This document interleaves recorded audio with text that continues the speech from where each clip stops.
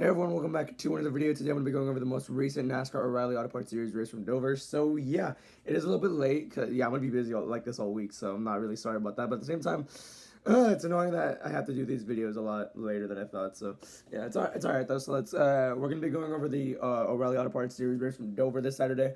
I thought it was pretty good, so let's get into it. So yeah, let's go chronologically like we usually do. Not like the truck review video where I just talked about anything at that point. So yeah, well, right off the bat, you had a wreck happen, which was on lap 12, which had Jeb Burton crash with Red Slot being involved, ultimately ending his day, which is unfortunate there.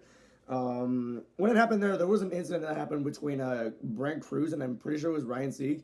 Judging by the replay, it was Ryan Sieg getting into that 19, and it kind of clipped him, and the 19 hit his right rear quarter panel in the wall. And then you see behind him, Jeb Burton just going horrendously slow, and then the 99 just clipped him, and then got rear-ended by Levar Scott. So yeah, that was ultimately the end of Redsloff's day, which is unfortunate because he's been doing pretty well for the past few weeks. So yeah, unfortunate there, but yikes. I mean, that's going to happen. That's going to happen at some point. So yeah, but I think Redsloff is going to continue to improve. So yeah, I would watch out for him.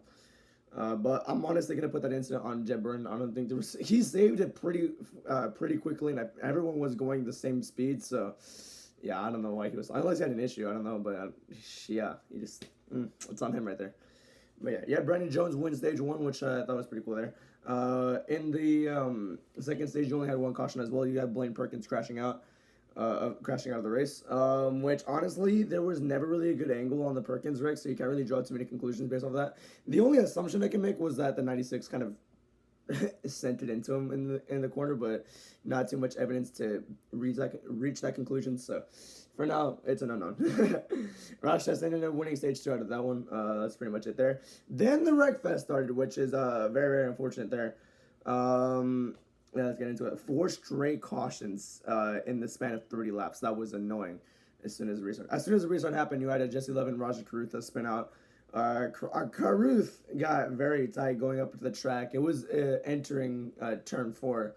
He got very tight, went up the track, got into the 2, and yeah, these two just cannot seem to lose each other, right? They always find each other on track, which is a little unfortunate there, but yeah. Caruth ended up going sideways a little bit. Jesse Love did go sideways too, but he hit the wall and strained his car out, but gave him damage, unfortunately, so that was that. There, the very next caution you had was Rajah Caruth and Harrison Burton.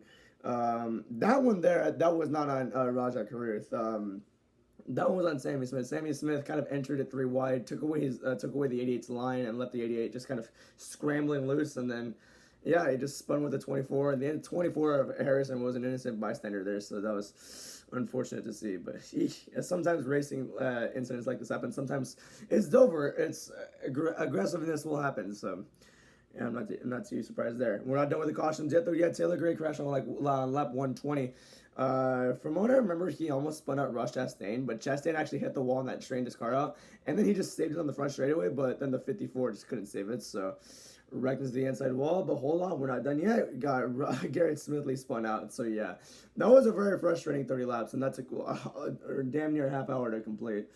So yeah, this race really devolved into a wreckfest, which at the moment, I was typing in my notes, like, it's annoying how these races can devolve into wreckfests, and it was very annoying, but then you had some pretty good racing towards the end of the race. You only had one of the caution, that was off of a Garrett Smithley. That was, he actually wrecked, and there was debris that came off his car that brought the caution out. I don't know why they didn't bring it out for him spinning out on the track, but okay, cool, I guess. But then after that, it was pretty much straightforward. Corday ended up getting the win, which I think was very insane. It was a great battle at the end of it between him and Allgaier, which, yeah, that was pretty cool there. I mean, pretty good racing at the end of the race. So yeah, that's why I'm not going to give this a lower rating than a 3.5 out of 5. I already said the rating, which damn. I never usually say that. I always list the finishers before I say the rating, but this time I said the rating first. So yeah, that's something there. But yeah, like I said, I enjoyed the race. It was pretty good racing. The wreckfest was a little bit annoying, but at the same time, I was like, okay, not that bad of a race. I don't know, it still wasn't that bad of a race. I thought it was a fairly solid race. So yeah, let's go with the top 10 finishers real quick. Yeah, Corey did get the win, his second win of the year, showing a lot of momentum, and I'm starting to see why Kyle Larson liked this guy at the start. This year was a rough beginning for him, but he ended up adjusting pretty well, so that's pretty cool there. Justin Allgaier got second, good finish for him. Sam Mayer got third. William Sawalich got fourth, good top 5 for him, good points there. Austin Hill got fifth, another good points there for him as well. Brandon Jones got sixth. Carson Kvapil seventh. Ryan Sieg, nice top 10 and eighth. Sammy Smith 9th, and how about Anthony Alfredo running out your top 10? So yeah, that's pretty cool there.